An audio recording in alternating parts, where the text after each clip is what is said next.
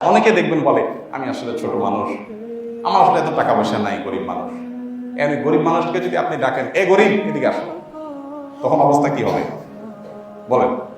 যে লোকটা বক্তৃতার আগে বলতেছে যে আমি তো আসলে তেমন কিছু জানি না, আপনার আমার চাইতে অনেক জ্ঞানী মানুষ, আমি অযোগ্য মানুষ, সেই বক্তৃতা দিয়ে বের হওয়ার পর দূরের রাস্তা দেখে এই অযোগ্য নালায়েক এদিকে আসো, অবস্থা কি হবে বলেন? ঘুষি একটা নিচে পড়বে, এই বেটা তোর 14 গোষ্ঠীর চেয়ে বেশি যোগ্য, আমি কি মনে করতে, কারা কি বলছিস?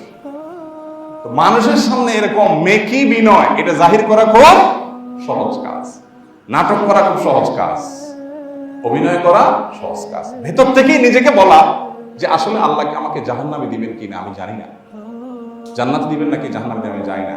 সো আমি কিভাবে অহংকার করি, কিভাবে দম্ভ দেখাই, আমি যাকে ছোট মনে করছি, হতে পারে তার কোনো কাজের কারণে আল্লাহ তাকে জান্নাত দিবেন। আমি অনেক কিছু জানা সত্ত্বেও হতে পারে আল্লাহ না করুন আল্লাহ আমাকে জাহান্নামে দিবেন, তাহলে তো আমার অহংকার করা সাজে না। এক সাহাবীকে একজন একটা কটু কথা বলেছে, বলার পর তিনি কোনো রাগারাগি করছেন না। কেউ বললেন যে কি ব্যাপার, ওনার দৃষ্টি আকর্ষণ করার পরে বললেন শোনো, যদি আমি জান্নাতি হই, আল্লাহ যদি আমাকে জান্নাত দেন, তাহলে ও আমাকে 10টা গালি দিলে কি আসে যায়, ও কেন, ওর মতো সারা দুনিয়া মানুষ বললে বা কি আসে যায়, আমি তো জান্নাতি, আমার এটা কেয়ার করার কোনো দরকার আছে? আর আল্লাহ না করে যদি আমি জাহান্নামী হই, তো সে কেন, সারা পৃথিবীর মানুষ গালি দিলেও তো সেটা কম আমার জন্য, আমি তো নিজের সেটা নিয়ে টেনশনে থাকবো, তার গালি শোনার সময় নাই, একজন ফাঁসি আসামিকে কে কি বললো এটা তো দেখার সময় নাই, তার জীবনে চলে যাবে, কিসের গালি আর কিসের। তো একজন মানুষ বিনয়ী যখন হবেন, এভাবে সূত্র খুঁজবেন।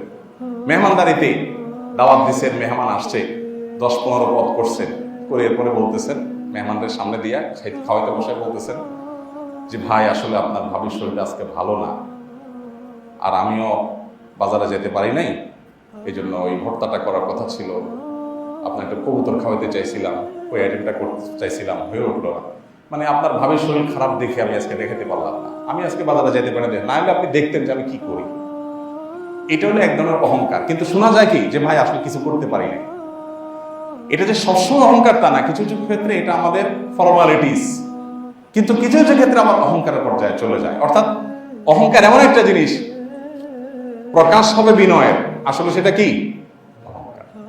এই জন্য ভাই অভিনয় নাটক না করে, অর্থাৎ বিনয় বা তাওয়াজুয়ের অভিনয় না করে সত্যিকারের ভেতর থেকে বিনয়ী হওয়ার চেষ্টা করতে হবে, তা না হলে দুনিয়াতে আল্লাহ তাআলা বেইজ্জত করবেন। কোন অহংকারীকে আল্লাহ তাআলা দুনিয়াতে ছেড়ে দেন নাই, প্রত্যেকটা অহংকারীকে আল্লাহ তাআলা ছাড় দিয়েছেন, কিন্তু ছেড়ে দেন নাই, কোনো সময় ধরেছেন। আল্লাহ তাআলা আমাদের যাপিত জীবনের প্রত্যেকটা ক্ষেত্রে আমাদেরকে আল্লাহ তাআলা বিনয় প্রদর্শন করার তৌফিক দান করুন। আস-সুন্নাহ ফাউন্ডেশন, উম্মার স্বার্থে সুন্নাহর সাথে।